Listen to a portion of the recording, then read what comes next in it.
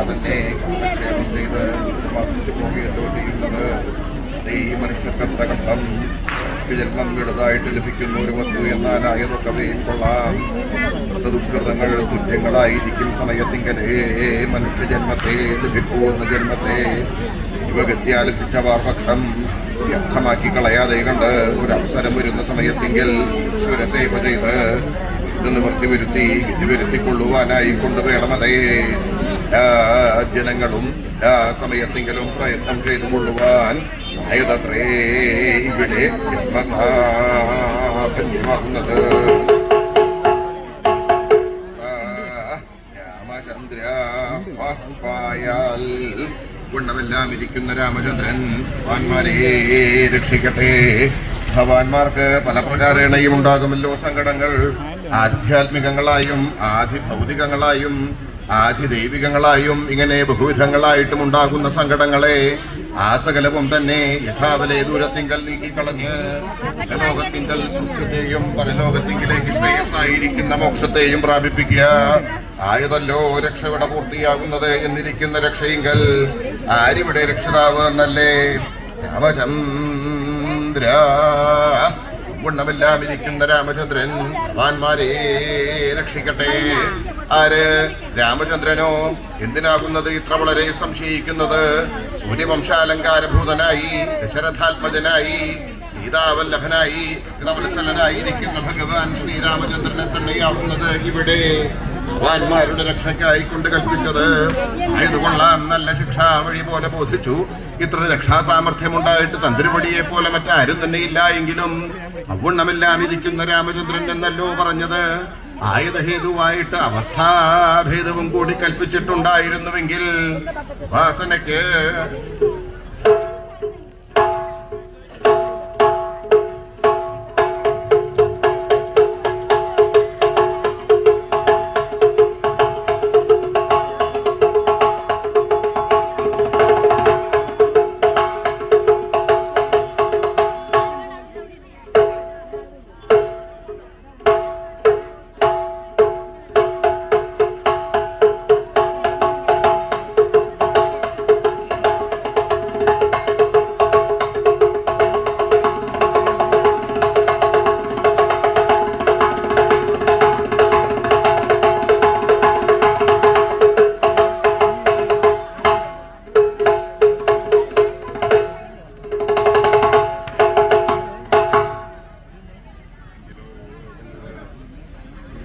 അലങ്കാരഭൂതനായിരിക്കുന്ന ശ്രീരാമചന്ദ്രൻ ഹനുമാൻ പറഞ്ഞ സീതാവൃത്താന്തത്തെ ശ്രവിച്ചതിന്റെ ശേഷം രാവണവധം പ്രതിജ്ഞ ചെയ്ത് കൃതജ്ഞന്മാരായിരിക്കുന്ന സുഗ്രീവാദിവാനരവീരന്മാരോടും അനുജനായിരിക്കുന്ന ലക്ഷ്മണനോടും കൂടെ വിജയമാകുന്ന സുമുഹൂർത്തത്തിങ്കൽ രാവണവധത്തിനായി കൊണ്ട് പുറപ്പെട്ട് തെക്കേ സമുദ്രതീരത്തെ പ്രാപിച്ചു വർത്തിക്കുന്ന കാലത്തിങ്കൽ ദശഗ്രീവനാൽ നിരസ്തനായി സുഗ്രീവനാലാനീതനായിരിക്കുന്ന വിഭീഷണനെ ലങ്കാരാജ്യാവാക്കി വെച്ച് അഭിഷേകം ചെയ്യിപ്പിച്ചതിന്റെ ശേഷം വിഭീഷണന്റെ വാക്യഹേതുവായിട്ട് സമുദ്രത്തോട് വഴി അപേക്ഷിച്ച സമയത്തിങ്കൽ സമുദ്രം മാർഗപ്രദാനം ചെയ്യാൻ ഹേതുവായിട്ട് മുക്തനായിരിക്കുന്ന ശ്രീരാമചന്ദ്രൻ ആഗ്നേയാസ്ത്രം തൊടുത്ത സമയത്തിങ്കൽ ഭീതനായിരിക്കുന്ന സമുദ്രത്താൽ പ്രദത്തമായിരിക്കുന്ന വഴിയിലൂടെ വാനരാഹൃതങ്ങളായിരിക്കുന്ന ഗിരികരങ്ങളെ കൊണ്ട് 10 യോജന വിസ്താരത്തിൽ 100 യോജന നീളത്തിൽ ചെയ്തു ബന്ധിച്ച് സേതുവിലൂടെ ഭീഷണനെ മുമ്പിൽ നടത്തി ലങ്കയുടെ ഉത്തരഗോപുരദ്വാരത്തെ അഭിഭൂതം ചെയ്തു തകനം തരമകണേ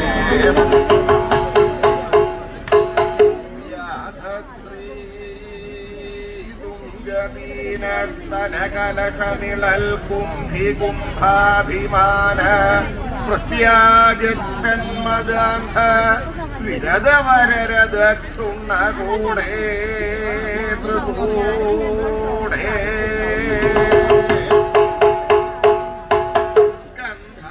സ്കന്ധാവാരം വിധായ സ്ഥിതി രാമഭദ്രസ്യ ലങ്കാം ജാതാതങ്കാം വിധാസ്യൻ സഹബല നിവഹൈ ചക്രവർത്തി കബീരം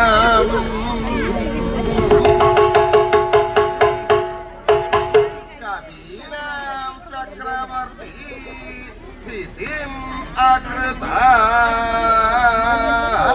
കവികളുടെ ചക്രവർത്തി സ്ഥിതിയെ ചെയ്തു. വാനര ചക്രവർത്തിയായിരിക്കുന്ന സുഗ്രീവൻ ഒരിടത്ത് ഇരുന്നൂന്ന്. ഓഹോ, ഇതൊക്കെ അത്ര കൊട്ടിഘോഷിച്ച് പറയേണ്ട ആവശ്യമുണ്ടോ? ഇവിടെ അനവധി ആളുകളുണ്ട്. അതിന്റെ ഇടയിൽ ചിലവരിയ്ക്കുന്നുണ്ട്, ചിലവരിയ്ക്കണോ ഇരിക്കണ്ടേ എന്നറിയാതെ കണ്ട് പരുങ്ങി നടക്കുന്നുണ്ട്, ചിലവരിയ്ക്കേണ്ട ദിക്കുകളില്ലാതെ കണ്ട് മറ്റു പല ദിക്കുകളിലും കയറി കൂടിയിട്ടുണ്ട്.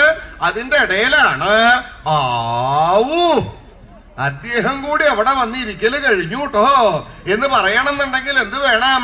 ആ പറയപ്പെടുന്ന ആൾക്ക് അതിന് മാത്രമുള്ള യോഗ്യത ഉണ്ടാവണം. കാര്യം എന്താ? കേമന്മാരായിരിക്കുന്ന ആളുകളെ കുറിച്ച് ആരും പറയാൻ പുറപ്പെടുള്ളൂ. കേമത്തുണ്ടോ അതിനനുസരിച്ച് പുകഴ്ത്തി പുകഴ്ത്തി പുകഴ്ത്തി പുകഴ്ത്തി പറയും. ഇത് എത്ര വലിയ ഏട്ടത്തരം കാട്ടിയാലും വേണ്ടില്ല, എന്ത് ചീത്ത പ്രവൃത്തി കാട്ടിയാലും യോഗ്യന്മാരാണ് ചെയ്യണത് വെച്ചാ എന്താ പറയാ? നന്നായി, ഇങ്ങനെ തന്നെയാണ് ചെയ്യേണ്ടത്. പലതും കേൾക്കണില്ലേ? എത്രയോ പന്തിയല്ലാതെ കണ്ടുള്ള പ്രവർത്തികൾ ചെയ്യണു, അപ്പോഴും എന്താ പറയണത്? നന്നായി, അങ്ങനെ തന്നെയാ ചെയ്യേണ്ടത്. കാര്യം എന്താ? യോഗ്യന്മാര് ചെയ്യുമ്പോ അത് അങ്ങനെ പറയുള്ളൂ. അപ്പോ ഈ ഇവിടെ ആരുടെ കഥയാ പറയലുണ്ടായത്? സുഗ്രീവന്റെ ആണ്. സുഗ്രീവന് ഈ പറയാൻ മാത്രമുള്ള യോഗ്യത ആ കേമത്വമൊക്കെ ഉണ്ടോ എന്നാണെങ്കിൽ സുഗ്രീവനെ പോലെ ഇത്രയും യോഗ്യനായിട്ട് വാനര സൈന്യങ്ങളുടെ ഇടയിൽ വേറൊരാളുണ്ടോ എന്ന് സംശയ. എന്താ സുഗ്രീവന്റെ കേമത്വം? കപീനാം ചക്രവർത്തി, കവികളുടെ ചക്രവർത്തിയാണ് സുഗ്രീവൻ. വാനര ചക്രവർത്തി, വാനര രാജാവാ. ഇരിക്കണ നോക്കൂ, ഇതിന്റെ ഇടയിൽ ഇത്രയും യോഗ്യനായിട്ട് വേറൊരാളെ കാണിച്ചു തരാൻ പറ്റുമോ? അപ്പോ സുഗ്രീവൻ നല്ല യാത്രാക്ഷീണൊക്കെ കഴിഞ്ഞിട്ടാണ് വന്നിട്ടുള്ളത്. കാര്യം എന്താ? അക്കരേന്ന് വാനര സൈന്യങ്ങളെ ലങ്കയിലേക്ക് എത്തിച്ചു. എങ്ങനെയാ എത്തിക്കണത്? സമുദ്രത്തില് സേതു ബന്ധിച്ചിട്ടുണ്ട്. സേതു ബന്ധിക്കുക എന്ന് പറഞ്ഞാൽ മനസ്സിലായോ? സേതു, നമ്മുടെ സേതു, ആ സേതു അല്ല. സേതു ബന്ധിക്കുക എന്ന് പറഞ്ഞാൽ ചിറ കെട്ടുക. സമുദ്രത്തില് 10 യോജന വിസ്താരം, 100 യോജന നീളത്തില് ചിറ കെട്ടിയിട്ടുണ്ട്. ആ ചിറയുടെ മുകളിൽ കൂടെ വാനര സൈന്യങ്ങളെ വരി വരി വരി വരി വരി വരി വരി വരി വരിയായിട്ട് അങ്ങനെ കൊണ്ടുപോവുക. അങ്ങനെ കൊണ്ടുപോകുമ്പോ നല്ലോണം ശ്രദ്ധിക്കണം. കാര്യം എന്താ? 2 ഭാഗത്തും വെള്ളം ഉണ്ടാവും. ആ 2 ഭാഗത്തും വെള്ളമുള്ള സമയത്ത് ഈ കൊരങ്ങന്മാരെയാണ് കൊണ്ടുപോണത്. അങ്ങനെ കൊണ്ടുപോകുമ്പോ ഏതെങ്കിലും ഒരെണ്ണത്തിന് തോന്നിയാൽ മതി, ഇതെന്താ അങ്ങനെ മേപ്പിട്ട് നോക്കിയിരിക്കണത്? ആ വെള്ളത്തിലേക്ക് എടുത്ത് ചാടിയാലോ? വെള്ളത്തിലേക്ക് ചാടിയല്ലേ എന്ന് നിരീക്ഷിച്ച് ഏതെങ്കിലും ഒരെണ്ണം ചാടിയാ മതി. ആ വാനരന്മാരുടെ സ്വഭാവം എന്താ? ആരെങ്കിലും കാണിച്ചതോ പറഞ്ഞതോ ചെയ്തതോ ആയിട്ടുള്ള പ്രവൃത്തികള് അതേപോലെ ചെയ്യാന്ന. ഒരെണ്ണം ചാടിക്കഴിഞ്ഞാൽ ശേഷമുള്ള വാനരന്മാര് തുരു ആ വെള്ളത്തിലേക്ക് എടുത്ത് ചാടും. ഇന്നിപ്പോ വെള്ളത്തിൽ ചാടാത്തവരായിട്ട് ആരാ ഉള്ളത്? അധികം ആളുകളും അതിൽ ചാടണവരാണ്. ഇനി വെള്ളത്തിലേക്ക് ചാടുമ്പോഴല്ല, വെള്ളം ഉള്ളിലേക്ക് ചാടുമ്പോഴാണ് അധികം പന്തിയല്ലാണ്ട് അപ്പോഴാണ് ചില അപശബ്ദങ്ങൾ ഉണ്ടാക്കണം, ചില ഏട്ടത്തരങ്ങൾ കാണിക്കണം എന്നൊക്കെ തോന്നുക. അപ്പോ അകത്തൊക്കെയായാലും പുറത്തൊക്കെയായാലും വേണ്ടില്ല, വെള്ളത്തിലേക്ക് ചാടിയ കാര്യം പന്തിയല്ലാണ്ടാവും. അപ്പോ അവരെ യാതൊരു തരത്തിലുള്ള ആപത്തും കൂടാതെ കണ്ട് അക്കരേന്ന് ലങ്കയിലേക്ക് എത്തിച്ചു കഴിഞ്ഞതിന്റെ ശേഷം സുഗ്രീവന് നല്ലോണം ക്ഷീണുണ്ട്. എവിടെയെങ്കിലും ഒന്ന് ചെന്നിരിക്കാമെന്ന് നിരീക്ഷിച്ച് ഒരു ദിക്കിൽ ചെന്നിരുന്നു. ആ ചെന്നിരുന്നപ്പോ വാനരന്മാര് പറഞ്ഞു, സുഗ്രീവൻ അവിടെ കേറിയിരിക്കണു. അപ്പൊ അങ്ങനെ ഒരു ദിക്കില് സുഗ്രീവൻ ഇരുന്നപ്പോ പറഞ്ഞു എന്നല്ലേ? എന്നാണെങ്കിൽ അതല്ല. സുഗ്രീവൻ എന്ത് ചെയ്തിട്ടാണ് അവിടെ ഇരിക്കണത്? തനിക്ക് ഇരിക്കാനൊരു സ്ഥലം കിട്ടി, താൻ അവിടെ ഇരുന്നു. കൂടെ വന്നിട്ടുള്ളവർ ഇരിക്കുകയാണെങ്കിൽ ഇരുന്നോട്ടെ, അങ്ങടും ഇങ്ങടും ചാടി നടക്കുകയാണെങ്കിൽ നടന്നോട്ടെ. അതല്ല സുഗ്രീവൻ വിചാരിക്കലുണ്ടായത്. എന്ത് ചെയ്തിട്ടാണ് സുഗ്രീവൻ ഇരുന്നത് എന്നാണെങ്കിൽ സ്കന്ധാവാരം വിധായ, സ്കന്ധാവാരത്തെ ചെയ്തിട്ടാണ് സുഗ്രീവൻ ഇരിക്കലുണ്ടായത്. സ്കന്ധാവാരം ചെയ്യാന്ന് പറഞ്ഞാലോ സേനാനിവേശം ചെയ്യുക. വാനര സൈന്യങ്ങള്, ആ വാനര സൈന്യങ്ങളെ എല്ലാവരെയും വേണ്ടതുപോലെ ഒരു ദിക്കില് അടക്കി ഒതുക്കി ഇരുത്തിയതിന്റെ ശേഷമാണ് സുഗ്രീവൻ അവിടെ കയറിയിരിക്കണത്. അതെന്താ അത്? സുഗ്രീവന്റെ മനസ്സാൽ തോന്നിയതാണോ? ഇവരൊന്നും ഇങ്ങനെ ഇരുത്തിയാ പോരല്ലോ, അങ്ങോട്ടും ഇങ്ങോട്ടും ചാടി നടക്കുകയാണല്ലോ എന്ന് വിചാരിച്ച് സുഗ്രീവൻ സ്വമേധയാ ഇറങ്ങി പുറപ്പെട്ടതല്ല. പിന്നെയോ രാമഭദ്രസ്യ ഗിര, ശ്രീരാമചന്ദ്രൻ പറഞ്ഞതനുസരിച്ചിട്ടാണ് സുഗ്രീവൻ വാനര സൈന്യങ്ങളെ എല്ലാവരും ഇരുത്തിയത്. അതെന്താ ഭഗവാൻ അങ്ങനെ പറയേണ്ട ആവശ്യമുണ്ടോ? ശ്രീരാമചന്ദ്രനല്ലല്ലോ ഈ വാനരന്മാരുടെ കുരങ്ങന്മാരുടെ കാര്യം നോക്കേണ്ടത്, അത് സുഗ്രീവനല്ലേ നോക്കിയും കണ്ടും ചെയ്യേണ്ടത്. പിന്നെന്താ ഭഗവാൻ പറയേണ്ടി വന്നു എന്ന് പറയാൻ? അതിന് കാരണമുണ്ട്. ശ്രീരാമചന്ദ്രൻ അക്കരയെന്ന് ലങ്കയിലേക്ക് എത്തിക്കഴിഞ്ഞതിന്റെ ശേഷം എല്ലാവരും എത്തിയിട്ടില്ലേ? അതോ അക്കരെ തന്നെ വല്ലവരും നിൽക്കുന്നുണ്ടോ?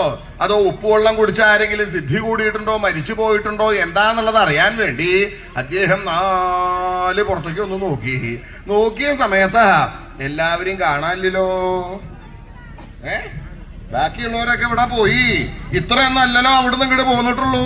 ബാക്കിയുള്ള സൈന്യങ്ങൾ എവിടെയാന്ന് ശ്രദ്ധിച്ചു നോക്കിയ സമയത്താണ് ഓരോരുത്തര് ഓരോന്നിന്റെ പുറത്ത് കയറി കൂടിയിരിക്കുക. ചിലര് വൃക്ഷത്തിന്റെ കൊമ്പിന്റെ മുകളിലുണ്ട്, ചിലര് മതിൽമല് കയറിയിരിക്കുന്നുണ്ട്, ചിലര് താഴിയെക്കൂടത്തിന്റെ അറ്റത്ത് കയറിയിരിക്കുന്നുണ്ട്, ചിലര് കൊടിമരത്തിന്റെ പുറത്തേക്ക് കയറാൻ തുടങ്ങുന്നുണ്ട്. ഇങ്ങനെ അവിടെയും പടയും കയറിയിരിക്കുക. അത് ഭഗവാൻ കണ്ടുല്ലോ. ഏട്ടകളെ, ഇതിനാണോ നിങ്ങളെ ഞാൻ ഇങ്ങോട്ട് കൊണ്ടുവന്നിട്ടുള്ളത്? ഇത് ശത്രുവിന്റെ നഗരിയല്ലേ? ഇവിടെ വന്ന് സൈന്യങ്ങൾ ഒരു ക്രമമില്ലാതെ കണ്ട് ഒന്നും രണ്ടും ആയിട്ട് ചാടി അങ്ങേപ്പുറത്ത് രാക്ഷസന്മാരുണ്ട്. ആ രാക്ഷസന്മാരുടെ കണ്ണിലെങ്ങാനും ചെന്നുപെടും. അങ്ങനെ ചെന്നുപെട്ട് കഴിഞ്ഞാലോ ഈ രാക്ഷസന്മാർക്ക് വാനരന്മാര് എന്ന് കേട്ടാ മതി, എത്രയാ ദേഷ്യം എന്നുള്ളതിന് കണക്കില്ല. പിന്നെ ചാടി മുമ്പാക്കം ചെന്ന് കഴിഞ്ഞാലോ കൈ അങ്ങോട്ട് തിരുമ്മി ഒരെണ്ണം ഇനി അടിയൊന്നും കൊള്ളേണ്ടി വരില്ല. കാര്യം രാക്ഷസന്മാര് എന്ന് പറഞ്ഞാൽ പടുകൂറ്റന്മാരാ. അവര് കൈ അങ്ങോട്ട് തിരുമ്മി ഓങ്ങുമ്പോഴേക്കും ചിലത് പേടി കാരണം അങ്ങനെ ചിലത് സിദ്ധി കൂടി മരിച്ചുപോയി എന്ന് വരാം. അങ്ങനെ വന്നു കഴിഞ്ഞാലോ വരാൻ പോകുന്ന യുദ്ധം, ആ യുദ്ധത്തിന് ഞാൻ വേറെ എവിടുന്നെങ്കിലും സൈന്യങ്ങളെ അന്വേഷിച്ച് കണ്ടെത്തണ്ടേ? മാത്രല്ല അതിന്റെ ചീത്തപ്പേര് എനിക്കല്ലേ ഉണ്ടാവുക. രാമന്റെ സൈന്യങ്ങള് ലങ്കയിൽ ചെന്ന് ഒരു ക്രമമില്ലാതെ കണ്ട് അങ്ങടും ചാടി നടന്ന് ആകെ പന്തിയല്ലാണ്ട് ആക്കി എന്നുള്ളൊരു അപവാദം ചീത്തപ്പേര് അത് എനിക്കുണ്ടാവുക. അതുകൊണ്ട് അത് കൂടാണ്ടിരിക്കണം. അതിനെന്താ വേണ്ടത്? എല്ലാവരെയും ഒരു ദിക്കിൽ അടക്കി ഒതുക്കി ഇരുത്തണം. എവിടെ ഇവരുടെ കഥിപനായിട്ടുള്ള സുഗ്രീവനല്ലേ ഇതൊക്കെ നോക്കിയും കണ്ടു ചെയ്യേണ്ടത്? എവിടെയാന്ന് നോക്കിയ അവസരത്തിലാണ് സുഗ്രീവന്റെ കഥ എന്താ? സുഗ്രീവനും വാനരൻ തന്നെയാണല്ലോ. ഈ വാനര രാജാവാണ് എന്ന് പറഞ്ഞ് ആ വാനര സ്വഭാവം ഇല്ലാണ്ടിരിക്കില്ല. ആ സുഗ്രീവൻ ഒരു മരത്തമ്മിൽ കയറി മറ്റേന്റെ പുറത്തേക്ക് ചാടാൻ തുടങ്ങുക. അത് ഭഗവാൻ കണ്ടുല്ലോ. എടാ കൊള്ളരുതാത്തോനെ, ഇതിനാണോ തന്നെ ഞാൻ വാനര ചക്രവർത്തിയായിട്ട് അഭിഷേകം ചെയ്യിപ്പിച്ചത്? ദുർബുദ്ധി. ഉത്തരവാദിത്വപ്പെട്ടവരെന്നെ അങ്ങടും ചാടി നടന്നാൽ ഈ കുട്ടിക്കുരങ്ങന്മാരുടെ കഥ പറയാനുണ്ടോ? ആ സുഗ്രീവനെ ഒന്ന് ശകാരിക്കണം, ശാസിക്കണം എന്ന് വിചാരിച്ച് ഭഗവാൻ ഉറക്ക വിളിച്ചു, സുഗ്രീവാ. വിളിക്കേണ്ട താമസം സുഗ്രീവൻ ഈ മരത്തുമെന്ന് ചാടും ചെയ്തു, മറ്റേന്റെ മുകളിലേക്ക് ഇട്ട് എത്തിയതുമില്ല. അതിന്റെ ഇടയിലാ ഭഗവാൻ വിളിക്കലുണ്ടായതേ. ആ വിളി കേൾക്കേണ്ട താമസം സുഗ്രീവൻ ആ മരത്തുമെന്ന് ചാട്ടാപ്പാടാ ഒന്ന് പേടിച്ചു. കാര്യം അനവസരത്തിലാ ഭഗവാൻ വിളിക്കലുണ്ടായതേ. സുഗ്രീവൻ അവിടുന്ന് ചാടി എണീറ്റ് ഭഗവാന്റെ സമീപത്ത് അവിടെ തൊഴുത് പിടിച്ചു നിന്നു. എറാൻ ഇതെന്ത് കഥ? ഞാൻ സുഗ്രീവനോടാ ചോദിക്കണത്. ഇത് എന്താന്ന് ചോദിച്ചപ്പോ സുഗ്രീവന് ആകെ പരിഭ്രമായി. എന്താണ് അദ്ദേഹം വിചാരിക്കണത് എന്ന് അറിയില്ലല്ലോ. അല്ല എന്താണാവോ സുഗ്രീവ സൈന്യങ്ങളെ മുഴുവൻ അക്കരയിൽ ലങ്കയിലേക്ക് എത്തിച്ചുവോ? എല്ലാവരും എത്തിച്ചിട്ടുണ്ട് പറഞ്ഞാ അവിടെ എല്ലാവരെയും കാണാനില്ലല്ലോ. അല്ല, അടിയൻ വളരെ മനസ്സിരുത്തിയിട്ടാണ് എല്ലാവരും ഇങ്ങോട്ട് എത്തിച്ചിട്ടുള്ളത്. അത് ബാക്കിയുള്ളവർ എവിടെയാന്നാ ചോദിക്കണത്? അതെല്ലാവരും ഇവിടെ ഉണ്ട്. ചിലര് മതിലുമ്പിൽ കയറിയിരിക്കുന്നുണ്ട്, ചിലര് കുടിമരത്തിന്റെ പുറത്താണ്, ചിലര് വൃക്ഷത്തിന്റെ കൊമ്പിന്റെ മുകളിൽ തൂങ്ങി കളിക്കുന്നുണ്ട്. ഇങ്ങനെ അവിടെയും പഴയ അങ്ങനെ മരത്തുമ്മലും കൊടിമരത്തുമ്മലും കയറ്റിയിരുത്താൻ വേണ്ടിയിട്ടാണല്ലോ ഞാൻ ഇവരെ അങ്ങോട്ട് കൊണ്ടുവന്നിട്ടുള്ളത്. സുഗ്രീവ, ഒരു കാര്യമുണ്ട്, ഇത് ശത്രുവിന്റെ നഗരിയാണ്. ഇവിടെ വന്ന സൈന്യങ്ങൾ ഒരു ക്രമമില്ലാതെ കണ്ട് പ്രവർത്തിച്ചാൽ അതിന്റെ ചീത്തപ്പേര് സുഗ്രീവനല്ല എനിക്കാ. അതുകൊണ്ട് ഇനിയൊരു കൽപ്പന ഉണ്ടാവണത് വരെ, ഇനി പറയണത് വരെ ഒരാളും ഇരുന്ന ദിക്കിൽ നിന്ന് എണീക്കരുത്. അതിന്റെ ഭാഗത്തിന് ഒതുക്കിയിരുത്തു. താടിക്ക് കൈ കൊടുത്തിരുത്തിട്ട് കാര്യമില്ല. പന്തി അല്ലാതെ കണ്ട് അപശബ്ദങ്ങൾ ഉണ്ടാക്കണ സാധനങ്ങളെ ഒതുക്കിയിരുത്താനാ പറഞ്ഞത്. ആരെങ്കിലും ഇളകിയാൽ ഞാൻ സുഗ്രീവനോടാ ചോദിക്കുക. വേഗാവട്ടെ. ശ്രീരാമചന്ദ്രൻ അദ്ദേഹത്തിന് കോപം സഹിക്കുവയ്യാതെ കണ്ട് സുഗ്രീവനോട് ഇങ്ങനെ പറഞ്ഞല്ലോ. കുറച്ചു കഴിഞ്ഞപ്പോഴാണ് സുഗ്രീവനും ആകെ അബദ്ധമായി. സുഗ്രീവൻ എന്താ വിചാരിച്ചത്? ലങ്കയിലെത്തി വലിയ താമസമില്ലാണ്ട് രാവണനോട് യുദ്ധം വേണ്ടി വരും, അപ്പൊ യുദ്ധത്തിന്റെ കാര്യങ്ങളെ കുറിച്ച് പറയാൻ വിളിക്കാവൂന്നാ വിചാരിച്ചത്. തന്നെ ഇങ്ങനെ ശകാരിക്കാൻ ശാസിക്കാനാണല്ലോ അദ്ദേഹം വിളിച്ചത്.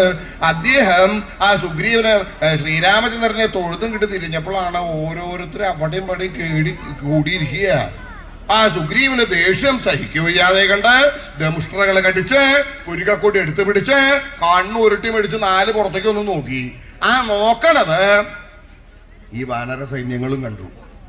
ശ്രീരാമസ്വാമി സുഗ്രീവസ്വാമിയെ അടുത്തേക്ക് വിളിച്ച് എന്തൊക്കെയോ ചിലത് പറഞ്ഞു. പറഞ്ഞതിന്റെ ശേഷം സുഗ്രീവസ്വാമിക്ക് ദേഷ്യം സഹിക്കുവയ്യാണ്ടായിട്ടുണ്ട്.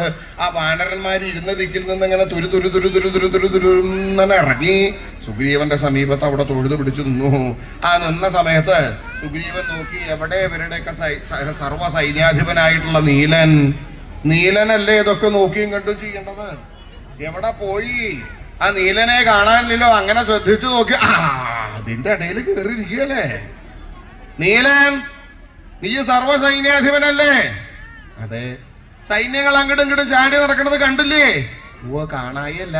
ഇനി എന്താ വേണ്ട വെച്ചാ പറഞ്ഞാൽ വേണ്ടതുപോലെ അങ്ങോട്ട് ചെയ്യാം.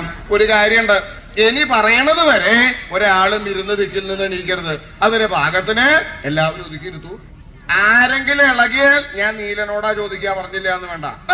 വേഗാവട്ടെ. സുഗ്രീവൻ സർവ്വസൈന്യാധിപനായിരിക്കുന്ന നീലനെ സേനാനിവേശം ചെയ്യാൻ വേണ്ടി ചുമതല ഏൽപ്പിച്ചു. നീലന് പരിഭ്രമായി. കാര്യം എന്താ? 1-2 സൈന്യങ്ങളല്ല ഉള്ളൂ, ലക്ഷക്കണക്കിന് സൈന്യങ്ങളുണ്ട്. ഈ ലക്ഷക്കണക്കിന് സൈന്യങ്ങളെ നീലൻ ഒറ്റയ്ക്ക് ശ്രദ്ധിക്കാൻ പറ്റില്ലല്ലോ. അപ്പൊ നീലൻ എന്താ ചെയ്തത്? സേനാനിവേശ സൈന്യങ്ങളെ ഒതുക്കി ഇരുത്തണതില് നീലൻ ഒരു ക്രമം കിട്ടി നിശ്ചയിച്ചു. എന്താ അത്?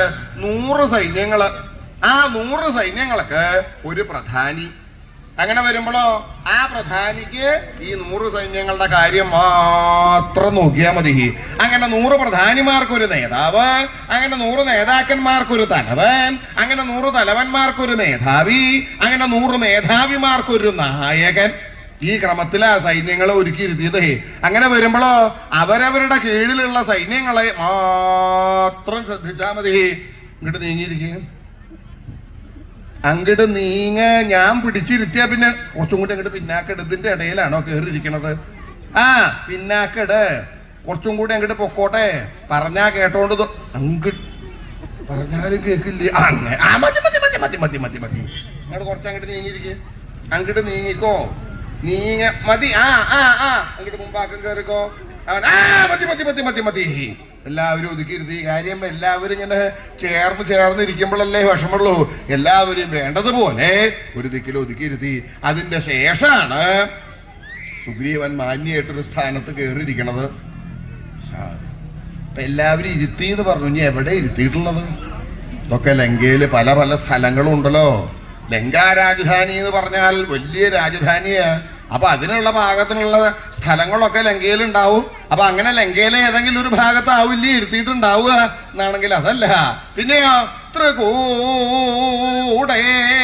ത്രികൂടം പർവ്വതത്തിന്റെ താഴ്വരാ പ്രദേശത്താണ് സുഗ്രീവൻ സേനാനിവേശം ചെയ്തത്, വാനര സൈന്യങ്ങളെ ഒതുക്കിയിരുത്തിയത്. ഈ പർവ്വതം എന്ന് പറഞ്ഞാൽ എങ്ങനെയുള്ള പ്രദേശ? നിമ്നോന്നതായിട്ടുള്ള പ്രദേശ. നിമ്നോന്നതം എന്ന് പറഞ്ഞാൽ പൊങ്ങിയും താണും ഇരിക്കുന്ന സ്ഥലം. ചില ഭാഗങ്ങൾക്ക് പൊക്കുണ്ടാവും, ചില ഭാഗങ്ങൾക്ക് താഴ്ച ഉണ്ടാവും, ചിലയിടത്ത് കുണ്ടുണ്ടാവും, ചില ദിക്കിൽ കുഴിയുണ്ടാവും. ഇതിനാണ് നിമ്നോന്നതം എന്ന് പറയണത്. അപ്പോ പൊക്കുള്ള ഭാഗത്ത് ഒരു 5-8 പിടിച്ചിരുത്തും. അതിന്റെ നേരെ ചൂട്ടില് ഒരു 4-5 എണ്ണത്തിന് ഇരുത്തും. പിന്നെ കുണ്ടിന്റെ അറ്റത്തും കുഴിയുടെ വക്കത്തും അവിടെ ഇവിടെയൊക്കെ ആയിട്ട് ഇരുത്തും. നോക്കണ സമയത്താണ് ഈ ഞാൻ ഇവിടെ പിടിച്ചിരുത്തിയത് പറഞ്ഞ ഇവിടെ പോയി. എന്താ ഇങ്ങടും ഇങ്ങടും നോക്കണത്? തന്നോടാ ചോദിക്കണത്. അതാ കുണ്ടിലേക്ക് വീണു. ഏത് കുണ്ടിലേക്ക്? ആ കുണ്ടിലേക്ക്. എന്നാ അതിനെ അങ്ങോട്ട് എടുക്ക. ഇനി എടുക്കാൻ പറ്റുമെന്ന് തോന്നണില്ല. എടുക്കണേക്കാ ഭേദം കുറച്ച് മണ്ണിട്ട് അങ്ങോട്ട് മൂടുകയാവും നല്ലത് എന്നാ തോന്നണത്. നല്ല ഭാഗമായില്ലേ? അപ്പൊ അങ്ങനെ പലതരത്തിലുള്ള ആപത്തുകളും വരാം. അപ്പോ ആ ത്രികൂട പർവ്വതം അങ്ങനെ പൊങ്ങിയും താണും ഇരിക്കണ സ്ഥലമായിരുന്നുവോ എന്നാണെങ്കിൽ അതല്ല. ആ ത്രികൂട പർവ്വതം എങ്ങനെയുള്ളതായിരുന്നു എന്നാണെങ്കിൽ വ്യാധ സ്ത്രീ തുംഗീനസ്തനകലശമിളൽ കുംഭി കുംഭാഭിമാന പ്രത്യാഗച്ഛന്മജാന്ധദ്വിരതവരരദക്ഷുണ്ണകൂടേ വ്യാധസ്ത്രീകളുടെ തുങ്കങ്ങളായി പീനങ്ങളായിരിക്കുന്ന സനകലശങ്ങളിൽ നിന്നും ഇളത്തായിരിക്കുന്ന കുംഭി കുംഭാഭിമാനം ഹേതുവായിട്ട് പ്രത്യാഗച്ഛത്തുക്കളായി മജാന്ധന്മാരായിരിക്കുന്ന വിരതവരന്മാരുടെ രഥങ്ങളെ കൊണ്ട് ക്ഷുണ്ണങ്ങളായിരിക്കുന്ന കൂടങ്ങളോട് കൂടിയതാണ് ത്രികൂട പർവ്വതം. ഇപ്പൊ എന്താ മനസ്സിലായത്? ആവോ ആ വിദ്വാൻ അതിന്റെ മുകളിൽ കയറുന്ന എന്തൊക്കെയോ കുറങ്ങനെ പറഞ്ഞു. അതല്ല ത്രികൂടം പർവ്വതത്തിന്റെ കൂടങ്ങള് എന്ന് പറഞ്ഞാൽ പൊക്കുള്ള ഭാഗം. അത് മുഴുവൻ എന്താക്കി ചെയ്തിട്ടുണ്ട്? ഇടിച്ച് നിരത്തിയിട്ടുണ്ട്. പൊക്കുള്ള ഭാഗത്ത് ഇരിക്കാൻ പറ്റില്ലല്ലോ. അപ്പൊ അതൊക്കെ ഇടിച്ച് നിരത്തിയിട്ടുണ്ട്. ആരാ ചെയ്തിട്ടുള്ളത്? അതൊക്കെ ആരെങ്കിലും കാലയെ കൂട്ടി ചെയ്തിട്ടുണ്ടാവും. രാമാവതാരത്തില് അദ്ദേഹത്തിന്റെ കൂടെ അസംഖ്യം കുറെ വാനര സൈന്യങ്ങൾ വരും എന്ന് വിചാരിച്ച് ആരെങ്കിലും എന്തെങ്കിലും യന്ത്രങ്ങൾ ഉപയോഗിച്ച് ചെയ്തതാണോ എന്നാണെങ്കിൽ അതല്ല. അന്നത്തെ കാലത്ത് യന്ത്ര സംവിധാനമില്ല. പിന്നെ എങ്ങനെയാ ഇടിച്ചു നിരത്തിയത് എന്നാണെങ്കിൽ ദ്വിരതവരന്മാരുടെ രഥങ്ങളെ കൊണ്ടാ. ദ്വിരതവരന്മാരെ എന്ന് പറഞ്ഞാലോ ആനത്തലവന്മാരെ, പട്ടുകൂറ്റൻ കാട്ടാനകള്. ആ കാട്ടാനകളുടെ രഥങ്ങള് എന്ന് പറഞ്ഞാൽ കൊമ്പുകള് തട്ടിച്ചു ഉരുണ്ട് എത്രയാ വലുപ്പം എന്നുള്ളതിന് കണക്കില്ല. അങ്ങനെയുള്ള കൊമ്പുകളെ കൊണ്ടാണ് കുത്തി നിരത്തിയിട്ടുള്ളത്. അപ്പോ കാട്ടാനകളെ ആരെങ്കിലും സ്വാധീനിച്ച് വശത്താക്കി ആ കാട്ടാനകളെ കൊണ്ട് ചെയ്യിപ്പിച്ചതാണോ? അതുമല്ല. പിന്നെയോ ആ കാട്ടാനകൾക്ക് ഒരു തെറ്റിദ്ധാരണ ഉണ്ടായി. എപ്പോഴാണ് ഈ തെറ്റിദ്ധാരണ ഉണ്ടാവുക? യഥാർത്ഥമായിട്ടുള്ള കാര്യം അത് മറ്റൊരു പ്രകാരത്തിൽ കേൾക്ക് വേറൊരു പ്രകാരത്തിൽ കാണുക ചെയ്യുമ്പോഴാണല്ലോ തെറ്റിദ്ധാരണ ഉണ്ടാവുക. ഈ കാട്ടാനകളൊക്കെ എങ്ങനെയുണ്ടായത് എന്നാണെങ്കിൽ വ്യാധ സ്ത്രീകളെ കണ്ടിട്ടാ. വ്യാധ സ്ത്രീകളെന്ന് പറഞ്ഞാൽ കാട്ടാളത്തികള്, പട്ടുകൂറ്റത്തികള്, കറുന്നനെ ഭീകര രൂപങ്ങള്, അങ്ങനെയുള്ള കാട്ടാളത്തികളെ കണ്ടിട്ടാണ് അത് മാറ്റാനല്ലേ എന്നുള്ള തെറ്റിദ്ധാരണ ഉണ്ടായത്. അതെന്താ അങ്ങനെ കാണാൻ എങ്ങനെയാ സംഗതി വന്നത് എന്നാണെങ്കിൽ ത്രികൂടം പർവ്വതത്തിന്റെ താഴ്വര പ്രദേശത്ത് അനവധി കാട്ടാളന്മാരും അനവധി കാട്ടാളത്തികളും അത്രയ്ക്ക് തന്നെ കാട്ടാനകളും ഉണ്ട്. അവരവിടെ അങ്ങനെ താമസിക്കണു. അപ്പൊ ഈ കാട്ടാളന്മാരുടെ പ്രവൃത്തി എന്താ? നായാട്ട് ചെയ്യാം. പല പല ആയുധങ്ങളും ഉപയോഗിച്ച് മൃഗങ്ങളെ ഹിംസിക്കുന്നതിനാണല്ലോ ഈ നായാട്ട് എന്ന് പറയണത്. അങ്ങനെ നായാട്ട് ചെയ്ത് ആ മാംസം തന്നെയാണ് അവര് ഭക്ഷിക്കുക. അല്ലാതെ കണ്ട് വേറൊന്നും ഭക്ഷിക്കാല്ലേ. കാട്ടിലല്ലേ ആ മൃഗങ്ങളുടെ മാംസം ചിലത് പച്ചയ്ക്ക് കഴിക്കും, ചിലത് വേവിച്ച് കഴിക്കും, ചിലത് ചുട്ട് കഴിക്കും. അങ്ങനെ കഴിക്കണോ? അങ്ങനെ കഴിച്ച് കുറെ കാലം കഴിഞ്ഞപ്പോ ആ കാട്ടാളന്മാർക്കും കാട്ടാളത്തികൾക്കും തോന്നി മടുത്തു. കാര്യം എന്താ? എന്നും ഒരേ ഭക്ഷണം കഴിക്കുമ്പോ ഒരു മടുപ്പ് ചെടുപ്പ് ഉണ്ടാവും അല്ലേ? ഇതെന്നും ഈ മാംസം മാത്രമേ ഉള്ളൂ. അപ്പൊ എന്താ വേണ്ടത്?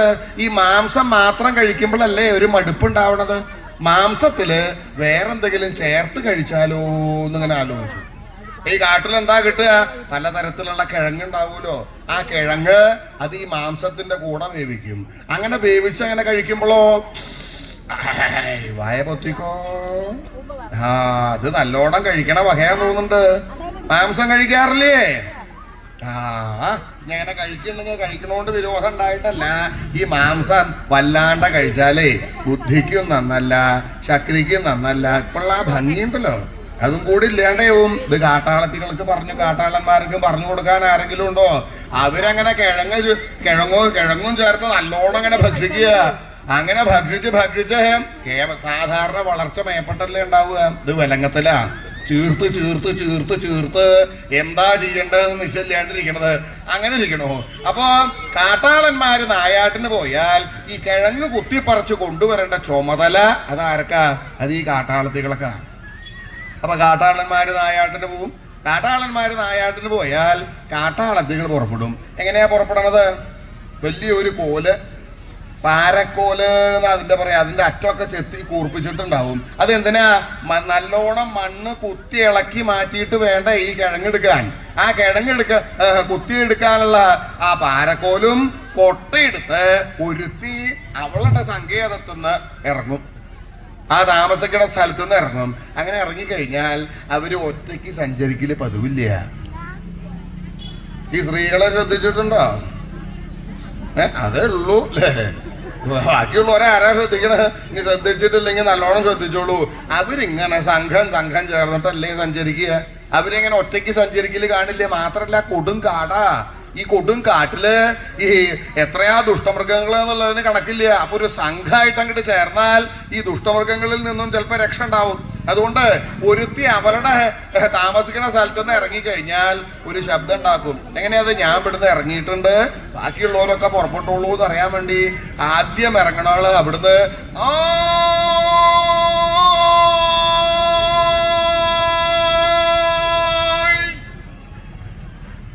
എന്താ ശബ്ദം കേൾക്കണത്? എന്തോ ഒരു ശബ്ദം. ഓഹോ, കിഴങ്ങ് കുത്താൻ പോവാനുള്ള സമയമായി എന്ന് വിചാരിച്ച് ശബ്ദം കേട്ടവർ അവരവരുടെ പാരക്കോലുകളും കൊട്ടകളും എടുത്ത് അവരവരുടെ സങ്കേതത്തിൽ നിന്ന് ഇറങ്ങും. അങ്ങനെ എല്ലാവരും ഇറങ്ങിക്കഴിഞ്ഞാൽ ഏകദേശം ഒരു പ്രധാന സ്ഥലമുണ്ട്. അവിടെ എത്തിക്കഴിഞ്ഞാൽ അവിടുന്നാണ് ആലോചിക്കുക ഇന്ന് എവിടേക്കാണ് പോണ്ടത് എന്നുള്ളത്. എടീ, ഇതെന്താ ഇങ്ങട് നോക്കിയിരിക്കണത്? കേമായിട്ട് തലയിലൊക്കെ അലങ്കരിച്ചിട്ടുണ്ടല്ലോ. ഈ കിഴങ്ങ് കുത്താൻ വരുമ്പോ ഇത്രയും ഭംഗിയുള്ള സാധനമൊക്കെ അലങ്കരിക്കണോ? ആട്ടെ, ഇന്നിപ്പോ എവിടേക്കാ കിഴങ്ങ് കുത്താൻ പോണ്ടത്? അതെ, അതിന് നമ്മൾ ഇന്നലെ ദുക്കൂടല്ലേ പോയത്. അതെ, ഇന്നിപ്പോ അത് കൂടെ പോണ്ട, നമുക്ക് ഇങ്ങേപ്പുറത്ത് കൂടെ പോവുക എന്ന് നിശ്ചയിച്ച പ്രദേശത്തിൽ കൂടി എല്ലാവരും കിഴങ്ങ് കുത്താൻ പുറപ്പെടും. അങ്ങനെ പുറപ്പെട്ട് ഏകദേശം ഒരു പ്രധാന അവിടെ കിഴങ്ങുള്ള ഭാഗമായി കഴിഞ്ഞാൽ അവർക്ക് അതറിയാം. ആ കൊട്ടകളൊക്കെ അവിടെ വെച്ച് ആ പാരക്കോലുകൊണ്ട് അങ്ങനെ അമർത്തി കുത്തുക. നല്ലോണം മണ്ണ് ഇളക്കി മാറ്റണം. എത്രത്തോളം മണ്ണിന്റെ അടിയിലേക്ക് പോണു അത്രയും കിഴങ്ങിന് സ്വാദ് കൂടുന്നാ പറയണത്. അപ്പൊ നല്ല കിഴങ്ങ് കുത്താൻ വേണ്ടി അങ്ങനെ കുത്തി അങ്ങനെ നല്ലോണം ശ്രമിച്ച് കുത്തുക. അങ്ങനെ കുത്തുമ്പോ അത് മാത്രം ശ്രദ്ധിച്ചാ പോരാട്ടോ. കിഴങ്ങുകൾ എന്ന് പറഞ്ഞാൽ പല തരത്തിലുള്ള കിഴങ്ങുണ്ട്. ചില കിഴങ്ങ് കഴിച്ചാൽ ചൊറിയും. ഈ കൈ കൊണ്ട് കഴിച്ചാൽ പിന്നെ ദിനേ നേരം ഉണ്ടാവുള്ളൂ. അങ്ങനെയുള്ള കിഴങ്ങുണ്ട്. ചില കിഴങ്ങ് കഴിച്ചാൽ ചവർപ്പുണ്ടാവും, ചിലതിന് കയ്പുണ്ടാവും. ചില കിഴങ്ങ് കഴിച്ചാൽ ഛർദിക്കും. ചില കിഴങ്ങ് കഴിച്ചാലോ പടിഞ്ഞാറേ ഗോപുരദ്വാരം തുറക്കും. അപ്പൊ നല്ലതും ഉണ്ട്, ചീത്തയുണ്ട്. അപ്പൊ അതൊക്കെ കാട്ടാളത്തികൾക്ക് അറിയാലോ. അവര് കുറെ കാലമായാലോ തുടങ്ങിയിട്ട് അവരങ്ങനെ നല്ലോണം അങ്ങനെ കുത്തണു. അങ്ങനെ കുത്തണത് കാട്ടാനകള് മറ്റൊരു ഭാഗത്തുനിന്നത് കാണും. എന്താ അവിടെ ഇളകണത്? എന്തോ ചിലത്. ഓഹോ, മാറ്റാനകളല്ലേ കാണണത് എന്ന് തിരിച്ച് ഈ കാട്ടാനകൾക്ക് മാറ്റാനകളെ കണ്ടാൽ അപ്പ കുത്തണം.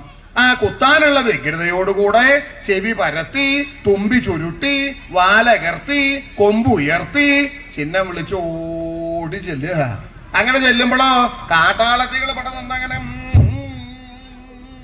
അങ്ങനെ കുത്തണേന്റെ ഇടയിലാണ് ഈ കാട്ടാനകള് വാലും പൊക്കി ഇങ്ങനെ ചിഹ്നം വിളിച്ച് വരണത് ഇങ്ങോട്ട് കാണൂലോ. എടീ, ചില കൊമ്പന്മാര് പുറപ്പെട്ടിട്ടുണ്ട്, ഓടിക്കോ എന്ന് പറഞ്ഞ് വല്ല വള്ളിക്കെട്ടിന്റെ ഇടയിലേക്കോ വല്ല മരത്തിന്റെ മറവിലേക്കോ ഒളിക്കും. കാട്ടാനകൾ ഇവിടെ വന്ന് നോക്കുമ്പോഴോ എവിടെ പോയി? കാണാനില്ലല്ലോ, മാറ്റാനകളെ കാണാനില്ലല്ലോ. യഥാർത്ഥത്തിൽ അവിടെ മാറ്റാനകൾ ഉണ്ടായിരുന്നു. ഈ കാട്ടാളത്തികളെ കണ്ട് മാറ്റാനകളാണ് എന്ന് തെറ്റിദ്ധരിക്കുക ചെയ്തിട്ടുള്ളത്. ഇപ്പൊ കാട്ടാനകൾ കണക്കാക്കും. ഇവിടെ പിന്നെ എന്താ കണ്ടത്? ഒരു കാര്യമുണ്ട്, ചില സാധനങ്ങൾ അങ്ങനെ ഉണ്ടല്ലോ, അകലേന്ന് നോക്കുമ്പോൾ ഇന്ന ഭാഗത്താണ് കാണണത് എന്ന് തോന്നും. അടുത്ത് വരുമ്പോൾ ചിലപ്പോൾ അവിടെ ആവില്ലേ, കുറച്ച് മാറിയിട്ടാവും. ഒരു കാര്യം ചെയ്യുക, ആ കാട്ടാനകൾ അവിടുന്ന് പിന്തിരിഞ്ഞോടും. കാട്ടാനകൾ ആദ്യം നിന്നിരുന്ന ഭാഗത്ത് പോയി നോക്കാന്ന് വിചാരിച്ച് തിരിഞ്ഞു ഓടാൻ തുടങ്ങുമ്പോഴാണ് കാട്ടാനകൾ പോയാൽ കാട്ടാളത്തികൾ ആദ്യമേ വരും. നല്ലോണം ഇനി എപ്പോട്ട് നോക്കിയിരിക്കേണ്ട, കുത്തിക്കോ എന്ന് പറഞ്ഞാൽ ആദ്യമേ കുത്തും. അങ്ങനെ കുത്തുമ്പോഴാണ് കാട്ടാനകൾ അവിടെ പോയി നോക്കുമ്പോഴാ ആഹാ അതവിടുന്ന് പോയിട്ടില്ല അല്ലേ, എന്നാ കാട്ടിത്തരാം.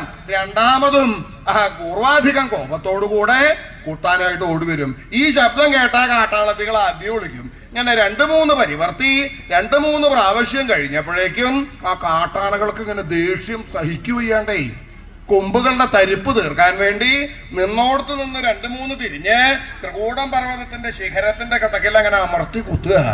അങ്ങനെ അമർത്തി കുത്തുമ്പോഴോ പൊക്കുള്ള ഭാഗം, ആ പൊക്കുള്ള ഭാഗത്തിന്റെ അടിഭാഗത്ത് കുത്തുമ്പോ അവിടുന്ന് കുറേശ്ശെ മണ്ണ് ഇങ്ങനെ കീഴ്പ്പെട്ട് ഇടിയും. ഇങ്ങനെ ഒരു കാട്ടാനയല്ല, അനവധി കാട്ടാനകള് അനവധി കാട്ടാളത്തികളെ കണ്ട് മാറ്റാനകളാണ് എന്ന് തെറ്റിദ്ധരിച്ച് ത്രികൂടം പർവ്വതത്തിന്റെ ശിഖരത്തിന്റെ കടക്കില് അമർത്തി കുത്തി കുത്തി കുത്തി കുത്തി കുത്തി കുത്തി കുത്തി കുത്തി അങ്ങോട്ട് നിരത്തുക. അങ്ങനെ നിരത്തുമ്പോഴോ അടിഭാഗത്ത് മണ്ണില്ലാതെ കണ്ടായി കഴിഞ്ഞാൽ മുകൾ ഭാഗം തന്നെത്താൻ മറിഞ്ഞ് കീഴ്പ്പെട്ടേക്ക് വീഴും. അപ്പൊ ആ പൊക്കുള്ള ഭാഗം, ആ മണ്ണ് മുഴുവൻ എവിടേക്കാ വീഴണത്? വലിയ വലിയ കുണ്ടിലിക്ക. അങ്ങനെ കുണ്ടിലിക്ക് വീഴുമ്പോ കുണ്ട് തൂർന്നു, കുന്ന് നികന്നു. ഇങ്ങനെ അതിവിസ്താരമായിരിക്കുന്ന ത്രികൂടം പർവ്വതത്തിന്റെ താഴ്വരാ പ്രദേശത്താണ് സുഗ്രീവൻ വാനര സൈന്യങ്ങളെ ഒതുക്കിയിരുത്തിയിട്ടുള്ളത്. എല്ലാവരെയും ഒതുക്കിയിരുത്തി. മാത്രല്ല ഇത് ഇനി പറയണത് വരെ ആരെങ്കിലും പെടുന്ന ഇരുന്ന ദിക്കിൽ നിന്ന് എണീക്ക് അപശബ്ദങ്ങൾ ഉണ്ടാക്കി ഒപ്പം ഞാൻ ഇളകില്ല, ഞാനുമില്ല ആരും ഇളകാതെ കണ്ട് ആ സുഗ്രീവന്റെ കൽപ്പനയെ പ്രതീക്ഷിച്ച് അവിടെ ഇരിക്കണു. ഇങ്ങനെ ആ സുഗ്രീവൻ സേനാനിവേശമൊക്കെ ചെയ്തു. നോക്കുമ്പോഴോ സുഗ്രീവൻ ഒരു ഭാഗത്ത്, വാനര സൈന്യങ്ങളൊക്കെ ആ ത്രികൂടം പർവ്വതത്തിന്റെ അവിടെ. അങ്ങനെയല്ലേ? അല്ല, അതിപ്രബലന്മാരായിരിക്കുന്ന വാനര സൈന്യങ്ങള്, ആ സൈന്യങ്ങളോട് കൂടിയിട്ട് തന്നെയാണ് സുഗ്രീവൻ ഇരിക്കണത്. 4 പുറത്തും വാനരന്മാർ, അതിന്റെ നടുക്ക് സുഗ്രീവൻ അങ്ങനെ ഇരിക്കണു എന്ന് പറഞ്ഞു. ഇനി എങ്ങനെ ഇരിക്കണത്? ഒരാൾ ഇരിക്കണതൊക്കെ പുത്ര കേമായിട്ട് പറയാണ്ടോ? ഉവ്വലോ, ഓരോരുത്തരും നോക്കിക്കോളൂ, ഓരോരുത്തരും ഓരോ തരത്തിലായിരിക്കുക. പിന്നെ കണ്ടില്ലേ ഇതെന്തായിരിക്കണത്? ഇതൊന്ന് കഴിഞ്ഞിട്ട് വേണല്ലോ ഇവിടുന്ന് എണീറ്റ് പോവാന്നുള്ള ഛായയിലായിരിക്കണത്. മറ്റേത് ചില നോക്കുമ്പോൾ ഇവിടുന്ന് എണീറ്റ് പോയാൽ ഇപ്പൊ എന്തെങ്കിലും പറയുമോ? അങ്ങനെ പലതരത്തിലുള്ളവർ ഇരിക്കണ്ട. സുഗ്രീവൻ എങ്ങനെയായിരിക്കണത്? യാത്രയൊക്കെ കഴിഞ്ഞ് ക്ഷീണുണ്ട്. സുഗ്രീവൻ അങ്ങനെ ഇരിക്കുമ്പോ ഇരിപ്പിനൊന്നും പ്രത്യേകിച്ച് യോഗ്യതല്ല. എന്നാണെങ്കിൽ സുഗ്രീവന്റെ ഇരിപ്പ് ലങ്കാം ജാതാതങ്കാം വിധാസ്യൻ, ലങ്കയെ ജാതാതങ്കയാക്കി ചെയ്യാൻ ആഗ്രഹത്തോടു കൂടിയിട്ടാണ് സുഗ്രീവൻ ഇരിക്കണത്. സുഗ്രീവന്റെ ഇരിപ്പ് കണ്ടാൽ ലങ്കാനിവാസികൾക്ക്, ആ രാക്ഷസന്മാർക്ക് പേടി തോന്നും. അതിന്റെ ഭാഗത്തിന് ഒരാൾ ഇരിക്കണത് കണ്ടാ പേടിയാവോ? വലോ, എങ്ങനെയാ സുഗ്രീവൻ ഇരിക്കണത്? ആ കാലമ്മല് കാല് കയറ്റി വെച്ച് ദംഷ്ടകളെ കെട്ടിച്ച് ഉരുകക്കൂടി എടുത്തു പിടിച്ച് കണ്ണു ഉരുട്ടി മിഴിച്ചങ്ങനെ ഇരിക്കണത് കണ്ടാല അയ്യോ പടുകൂറ്റൻ, ഇതിന്റെ അടുത്തേക്ക് പോവാൻ പേടിക്കണം. അതിന് പാകത്തിനാണ് സുഗ്രീവൻ ഇരിക്കണത്. ഇങ്ങനെ സുഗ്രീവൻ ശ്രീരാമചന്ദ്രന്റെ നിയോഗപ്രകാരം ത്രികൂടം പർവ്വതത്തിന്റെ താഴ്വരാ പ്രദേശത്ത് സേനാനിവേശം ചെയ്തതിന്റെ ശേഷം അതിപ്രബലന്മാരായിരിക്കുന്ന വാനര സൈന്യങ്ങളോടുകൂടെ ലങ്കാനിവാസികളെ മുഴുവൻ ഭയപ്പെടുത്താൻ പാകത്തിന് ഭഗവാന്റെ കൽപ്പനയും പ്രതീക്ഷിച്ച് ആയോടെ വർദ്ധിക്കണു. ഈ സമയത്ത് ആ രാവണന്റെ അവസ്ഥ എന്താ? ശ്രീരാമചന്ദ്രനും സുഗ്രീവാദി വാനരന്മാരും ലങ്കയുടെ ബഹിർഭാഗത്ത് പുറത്ത് അവിടെ എത്തി സേനാനിവേശം ചെയ്തു. പടവീട് കെട്ടി യുദ്ധത്തിന് വേണ്ട സന്നാഹങ്ങൾ മുഴുവൻ സജ്ജീകരിച്ചു. ഈ സമയത്ത് രാക്ഷസ രാജാവായിരിക്കുന്ന രാവണന്റെ അവസ്ഥ എന്തായിരുന്നു?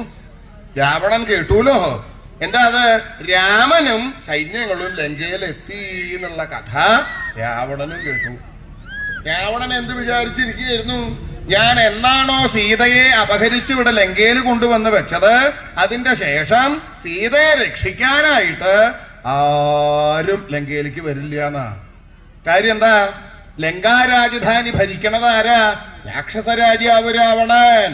ത്രൈലോക്യ വിജയി, അതിപ്രബലൻ, അതിമായാവി.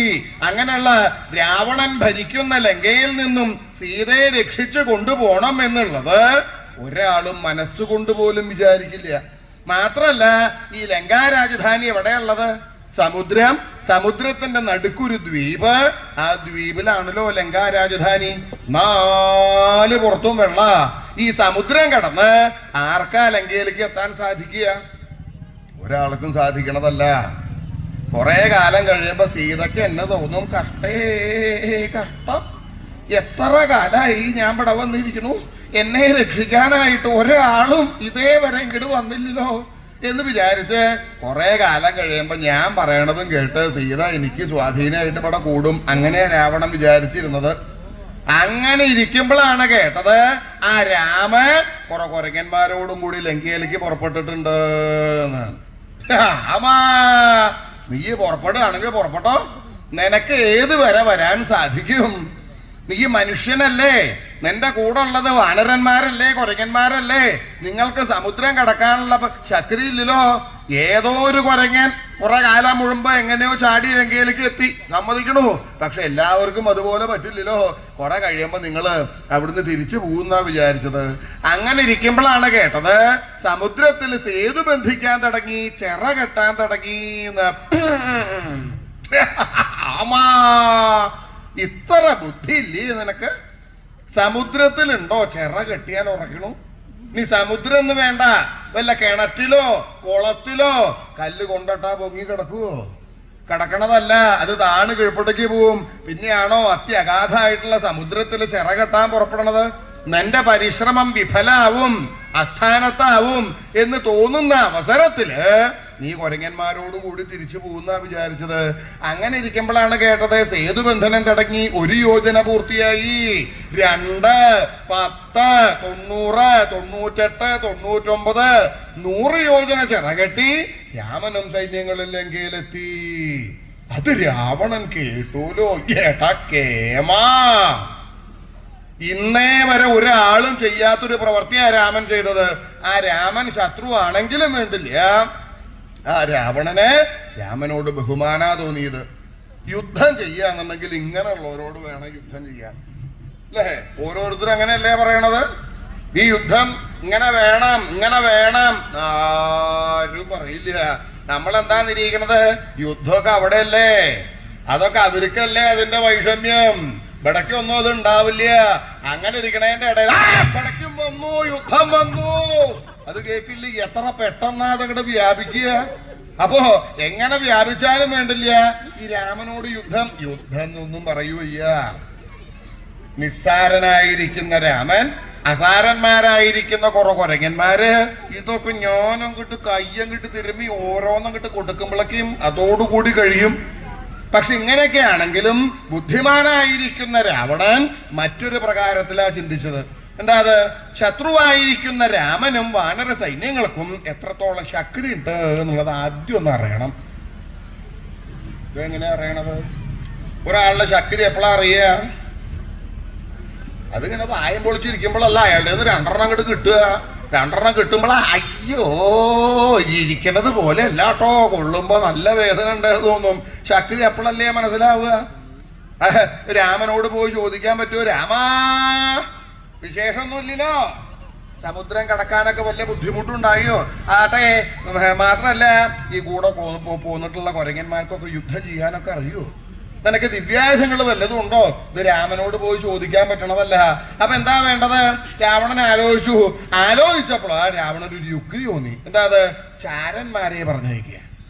ചാരന്മാരെ പറഞ്ഞയച്ചാൽ അവരേതെങ്കിലും തരത്തില് രാമന്റെയും സൈന്യങ്ങളുടെയും ശക്തി അറിഞ്ഞപ്പെടവെന്ന് എന്നോട് പറയും. അങ്ങനെ തനിക്ക് അവരുടെ ശക്തി അറിയാലോ. എന്തിനാ ഈ ശക്തി അറിയണത്? രാമന് ഏതൊക്കെ തരത്തിലുള്ള ദിവ്യായുധങ്ങളുണ്ട് എന്നുള്ളത് അറിഞ്ഞാൽ അതിന് പാകത്തിനുള്ള പ്രതിരോധായുധങ്ങൾ കാലേ കൂട്ടി സജ്ജീകരിച്ചു വെക്കാം.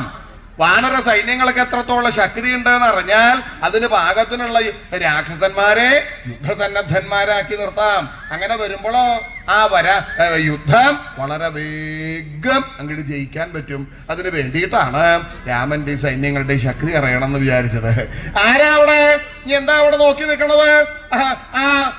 ശുഖസാരണന്മാരോട് ഇങ്ങോട്ട് വരാൻ പറയാ.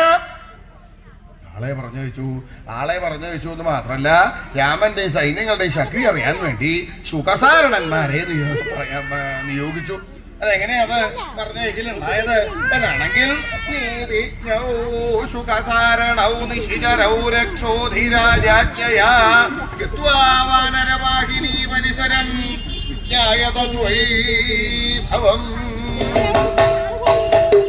കീശൈരാശു നിപീഡിതൗ കരുണയാ രാമേണ മുക്തൗ തദാ ലങ്കാമേത്യ ച രാവണം കൃതനദീ സാശങ്കമിത്യൂജതു ശുഭസാരണൗ നിശിചരൗ ശുഭസാരണന്മാരാകുന്ന നിശിചരന്മാരെ ശുകൻ സാരണൻ